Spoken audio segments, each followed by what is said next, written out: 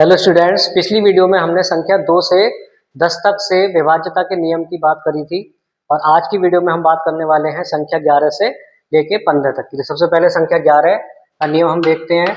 हमने एक उदाहरण ले लिया 50,589 और हमें ये चेक करना है कि ये संख्या हमारी 11 से विभाजित होगी या नहीं होगी। तो इसमें क्या करते हैं, सबसे पहले हम ये देखते हैं कि संख्या में कितने अंक हैं और उन अंकों में विषम स्थान और सम स्थान पर जो अंक आ रहे हैं उन्हें अलग अलग हम जोड़ते हैं। तो यहाँ पे हम विषम स्थान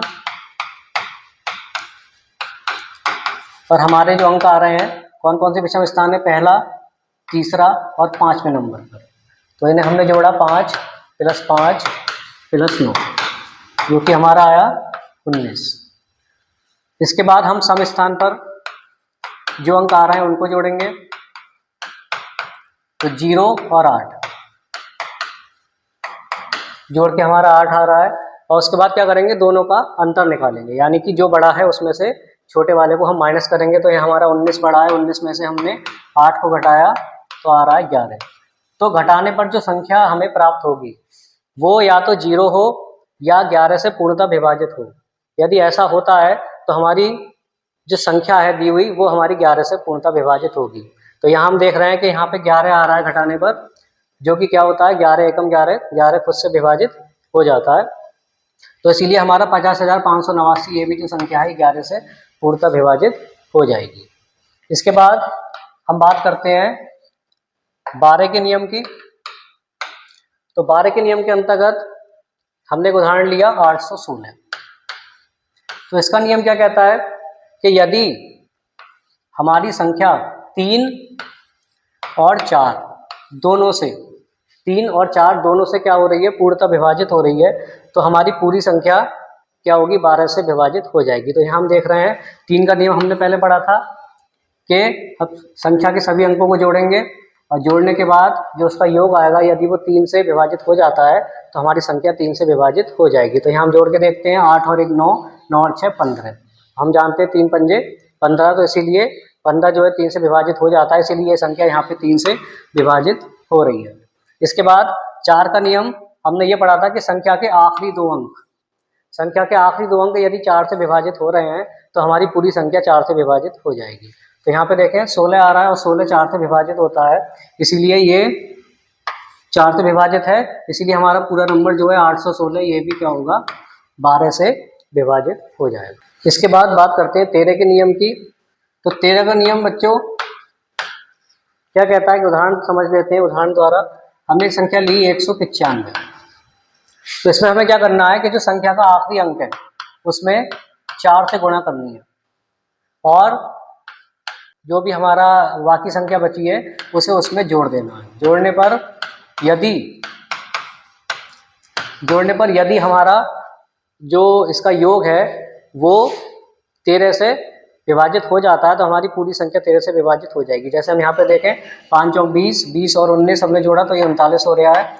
और हम जानते हैं कि 39 क्या होता है, 13 3 39, 39 13 से पूर्णतः विभाजित हो जाता है, इसीलिए हमारा जो संख्या है 195 ये भी 13 से पूर्णतः विभाजित हो जाएगी। एक और उदाहरण देखते हैं इसका 1248। तो यहाँ पर हम बात करें कि आखिरी अंक इसमें क्या है, 8। तो 8 में हम क्या करेंगे, 4 से गुणा करेंगे और जो बाकी बचा अंक है उसे इसमें जोड़ देंगे। तो 124 और 8 चौक 32, तो ये हो गया 4 2 6, 3 2 5, 156। अब देखिए यहाँ पे क्या हो रहा है, 156 आ रहा है और हम नहीं जानते कि 156 भी 13 से विभाजित है या नहीं है। तो हम इसी जो हमने अभी प्रक्रिया अपनाई थी उसे हम दोबारा ही इसमें लगा सकते हैं। फिर से हम लगाएंगे यहाँ पे कि आखिरी अंक में 4 से गुणा करनी है और बाकी बचे अंक को इसमें जोड़ देना है। तो ये 15 और 24 को जब हम जोड़ेंगे तो ये जोड़ के आ रहा है हमारा 39। तो देखिए 39 आ रहा है, हम जानते हैं 13 3 39 होता है। तो हम ये संख्या क्या है, 13 से विभाजित है, इसीलिए जो हमारा संख्या थी कौन सी, 1248, ये भी क्या होगी हमारी 13 से पूर्णतः विभाजित होगी। इसके बाद बात करते हैं 14 के नियम की। तो 14 का नियम बच्चों हमारा ये कहता है कि यदि संख्या 2 और 7 दोनों से विभाजित है, यदि दी हुई संख्या 2 और 7 दोनों से विभाजित है तो पूरी संख्या हमारी क्या होगी, 14 से विभाजित होगी। जैसे हमने उदाहरण लिया है 1568। तो इसका हम चेक करते हैं क्या ये 2 से विभाजित है, तो हाँ 2 से विभाजित है, क्योंकि 2 का नियम क्या कहता है कि संख्या का आखिरी अंक क्या होना चाहिए, एक सम संख्या होना चाहिए 0, 2, 4, 6 और 8 में से। तो हमारे यहाँ पे 8 आ रहा है, इसलिए संख्या 2 से विभाजित है। इसके बाद 7 के नियम की एक बार हम जांच कर लेते हैं कि क्या हमारी संख्या 7 से भी यहाँ पे विभाजित है। तो हम यहाँ पे देखेंगे कि 7 का नियम हमारा क्या कहता है कि हम आखिरी अंक को 2 से गुणा करें और बाकी बचे अंक को अंक में से इसे हम घटा देते हैं। तो 156 माइनस 8 दूनी 16, तो घटाने पर हमारा कितना आ रहा है, ये 0, 4, 140। तो घटाने पर हमारी जो संख्या आती है यदि वो 7 से विभाजित है तो हमारी पूरी संख्या क्या होगी, 7 से विभाजित हो जाएगी। तो हम देख रहे हैं यहाँ पे 140 आ रहा है जो कि 7 से विभाजित होता है, इसीलिए हमारी जो संख्या थी 1568 ये भी क्या होगी, 14 से पूर्णतः विभाजित होगी। इसके बाद अंत में बात करते हैं 15 के नियम की। तो 15 का नियम बच्चों ये कहता है कि यदि दी हुई संख्या 3 और 5 दोनों से विभाजित हो रही है, यदि दी हुई संख्या 3 और 5 दोनों से विभाजित हो रही है तो हमारी संख्या जो है वो 15 से भी विभाजित हो जाएगी। जैसे हमने एक उदाहरण लिया है 2145।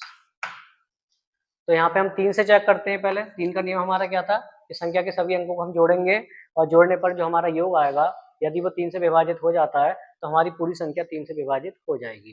तो 2 और 1 3, 3 और 4 7 और 7 और 5 12, यहाँ पे 12 आ रहा है। तो हम जानते हैं 12 क्या है, 3 से विभाजित हो जाता है, तो इसीलिए ये संख्या 3 से विभाजित है। और 5 का नियम हमारा ये कहता है कि यदि संख्या के अंतिम अंक 5 या 0 हो तो संख्या 5 से विभाजित हो जाएगी। तो यहाँ पे हम देख रहे हैं कि संख्या के अंत में 5 आ रहा है जो कि 5 से पूर्णतः विभाजित होगा। तो ये संख्या 3 और 5 दोनों से विभाजित है, इसीलिए ये जो संख्या पूरी 2145 है ये 15 से भी विभाजित होगी। तो आज की वीडियो में हमने बात करा कि संख्या 11 से 15 तक कि हम विभाज्यता के नियम की कैसे जांच करेंगे, उसका जो शॉर्ट ट्रिक है वो हमने आज इस पर बात करी है। और अगली वीडियो में हम बात करेंगे संख्या 16 से लेके 20 तक की।